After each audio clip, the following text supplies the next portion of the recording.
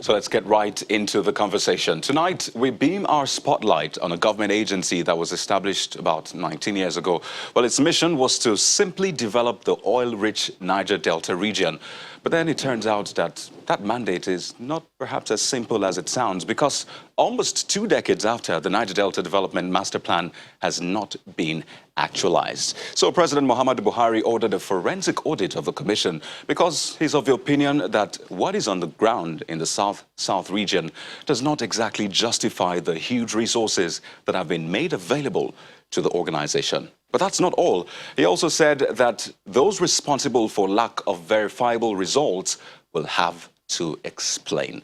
Well, let's explore the operations of the NDDC and the reality of the Niger Delta people tonight. On the program, joining us from our Abuja studio, we have Senator Enang. He is the President's advisor on Niger Delta affairs. Thank you so much for joining us this evening. So let's begin. Let's begin from the President's announcement of a forensic audit. Has the audit started? Or if it hasn't, when will it start? Who's in charge of this audit? And when do we expect to get an outcome from this audit? Well, thank you very much for inviting me, and thank you for the positive coverage of the entire Niger Delta affairs. The audit, the process of commencing the audit is in progress. And the team will, after due process, will be commissioned to go on. So that's as much as I will say for now. The audit is real. It's been ordered by the President, and steps have been taken to initiate the process.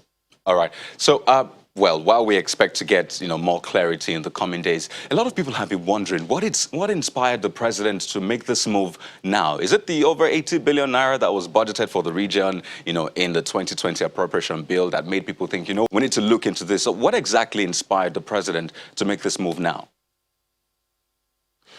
Well, it's not the 80 billion naira, because there are years that we have up to 110 billion naira. And of course, the budget of the Niger Delta is not only what is budgeted in the national budget. The budget of the Niger Delta comes from multiple sources.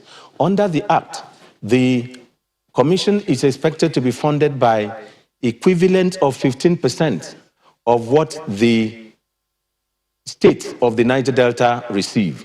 That is totaling what Cross River, Akwa Ibom, Delta, Edo, Ondo, Bayelsa, Rivers, Imo, Abia. That is the entire 9 states. Totaling what the entirety of the 19 states receive. 9 states receive. Right. They are entitled to receive 15% from the federal government. So that is one. Then they are entitled to receive 3% of the budget of all the oil companies, or 3% of the budget of each of the oil companies operating in the Niger Delta. Right. They are also to receive 50% of the ecological fund due to the member states of the Commission.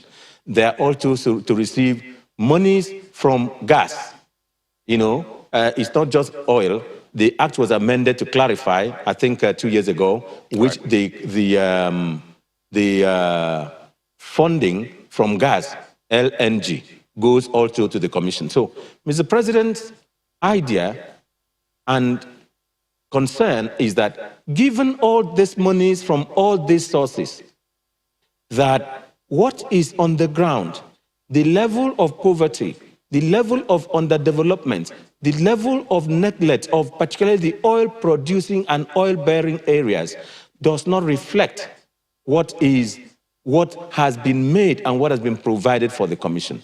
So it's simply not just how much they have received from the national budget. But take this clearly. What the Niger Delta Development Commission budgets is, one, statutory transfer, right, which is about 15%. Sometimes it amounts to 80, sometimes 90, sometimes 110 billion. Sometimes they also give arrears, some omissions. Now, all this goes. Then when you add the money from the oil company, 3%, then right, when you add money from other sources, then you now come to add money from gas. Now, all this amounts to budget of 300 380, I think one of the highest we've passed at about 380 billion for the Niger Delta Development Commission. Okay, because Senator the budget is Enang, passed by the Senate and the House of Representatives. So if I may butt in. it is intended to find out of all this, what has been spent on the ground, because what we've seen does not reflect the amount that has gone into the commission and the region. Right. Now, you talked about funding, and, let's just, show our viewers the federal government's proposed funding options for the Niger Delta region. Because, I mean, you've mentioned some of these funds, and people are going, wow, so this much actually goes into the NDDC. There you have it. You have composite funding, Ministry of Niger Delta, NDDC, 13% derivation. And then moving on to local government allocation, amnesty fund, federal government. And there's also that part for tripartite funding, NDDC, local government, and federal government. And I mean, what we have right now is that the Niger Delta region currently has several agencies funding it in order to draw attention to the plight of the oil-producing areas. So as it stands right now, so much is going into the NDDC. In fact, before now, so much has gone into it. And you are someone that perhaps is very, very vast with that area. From this course of 19 years and perhaps before, what perhaps would you say is the major issue here with NDDC, bringing the reality that is in the master plan to the people of a Niger Delta? I want to apologize to my brothers from the Niger Delta, because I think my opinion they may not share, but I hold this opinion now, and I hold it very loudly. Nigeria does not owe much to the Niger Delta, as the Niger Deltans owe to the children, as the Niger Delta elites and leaders owe to the Niger Delta. Because the few weeks I've held this office, I have been to a lot of places. I have seen what is on the ground. I have been to oil-producing communities. I have seen the level of underdevelopment. I've also, in my 20 years in the National Assembly, 16 on the floor, 4 as advisor, 20 years, been part of budgeting and providing for the Niger Delta. But the experience I've had, seeing much of it in most areas, I used to see and get involved in what happens in Akwa Ibom State, some in Rivers, some in not Bayelsa, I have not been involved in much of what happens there. But what I have seen going around the areas and stories is very depressing. Right. Now, all these monies have gone into the Niger Delta, and yet what is on the ground is not sufficient to alleviate. I agree that it is not only the Niger Delta Development Commission that is there. All right. Senator Enang, just part a moment. of what the president has said. I'll let you land on that point, and perhaps you might want to also share some of the stories you have seen, but we need to go on a break on the program. And when we return, we'll continue with this very important conversation. Stay with us. Well, welcome back to the program. We'll still have with us Senator Enang, the President's advisor on Niger Delta Affairs, joining us from our Abuja studio. We're discussing the NDDC and the current state of the Niger Delta. Thank you for staying with us. Now, earlier on, before we went on the break, you were talking about how the people of Niger Delta owe it, to the coming generation. So are you placing the bulk at the table of people of the Niger Delta? You're saying this is not the government, this is basically the people of the areas actually being responsible for this? Is that what you're saying? No. What I'm saying is this. In the National Assembly, there used to be this talk of, look, what are you doing with the monies that has already been given? And we parried the question. But going to the ground and looking at it after 19 years of the operation of the commission, and all the years budgets have been given, it is necessary to now ask questions. 1, of the commission. 2, of the application of the monies and all the subheads that has come into the commission. And again, there has been some suspicion that some project, there are a multiplicity of agencies working on the Niger Delta. 1, there are the local governments. There are the state governments. There is the amnesty office. There are also the Niger Delta, there is also the oil community development agencies in some of the states. Then there is the, I've mentioned the amnesty office. Then there is the corporate social responsibility of the oil companies. Most of these I have mentioned go into the development of the Niger Delta. Sometimes there are allegations that this project was done by this agency, and then another agency has put its signboard that it did it. There is some of those allegations sometimes. Now, again, there has been some concentration of looking at how much has been released under the statutory transfers. The oil companies also give 3% of their monies to the Niger Delta Development Commission. Much of the audit, sometimes done, or questions sometimes asked, sometimes does not, it's not much extended to how much the oil companies have given and what has it been spent on. Senator Sometimes Enang, been concentrated on the... One moment, I'm just curious. Yes, I understand that funding is going to be a major topic moving forward, but let's talk about the people of the Niger Delta, because I believe they are watching right now. And you have related with them, I believe. So it's one thing to have these plans for them, but then when you speak with them, what are the things they say they want? What are the challenges they have? I mean, you were going to share some stories with us before the break. So what are they saying right now? Yeah. Well, I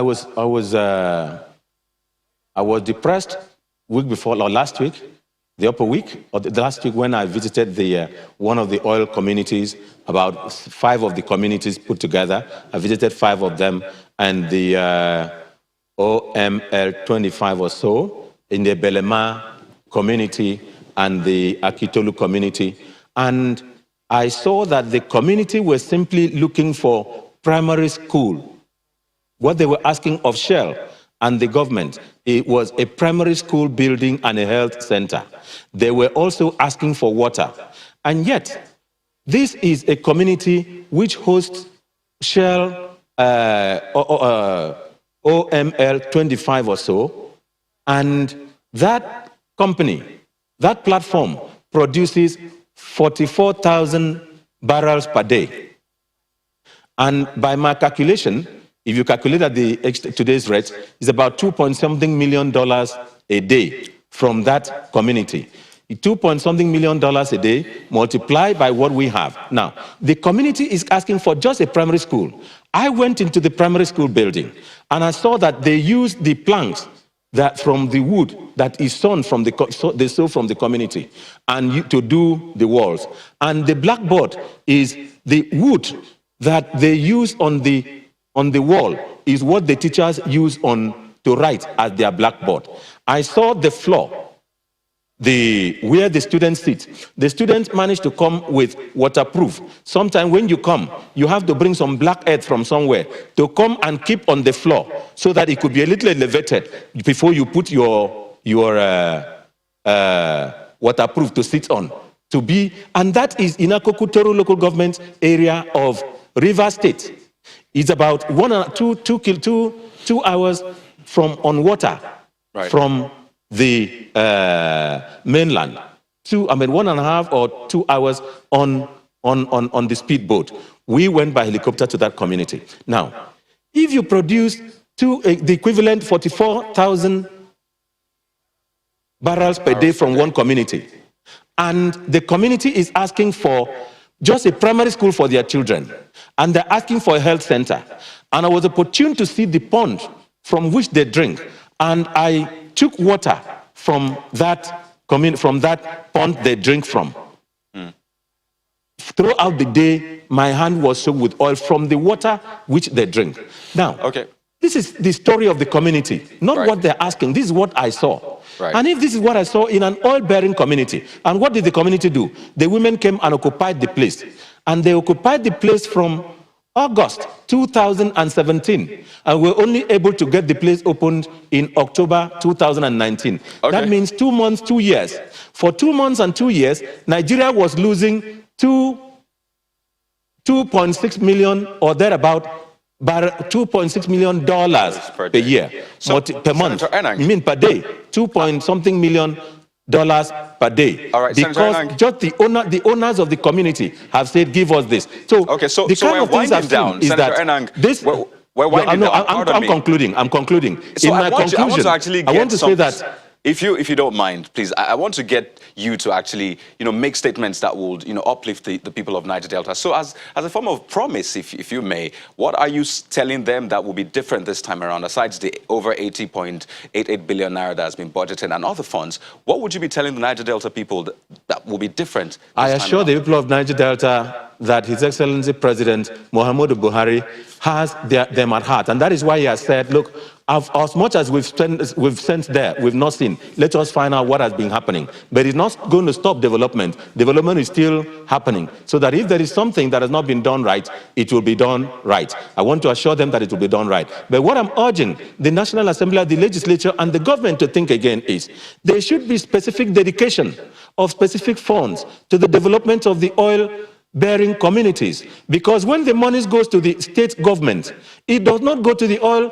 communities. Because if it did, if the Niger Delta Development Commission, if the state government which takes the 13% derivation, if all the others concentrated on the oil-producing communities, then we will not have militancy in those areas. Right. We will not have oil shutting. We will not have some illegal things going on. Right, there Senator will be Enang, great life. well, President Buhari has promised that it's going to be different. All right, Senator Enang, the good thing is you have given your commitment, so we look forward to seeing that in reality. But we'd like to thank you so much for sharing your thoughts with us. We've been speaking with Senator Enang, the President's advisor on Niger Delta affairs, tonight on the program. Well, that's our show tonight, everyone. Many thanks for watching. I'm Kayode Okikelu. Goodbye.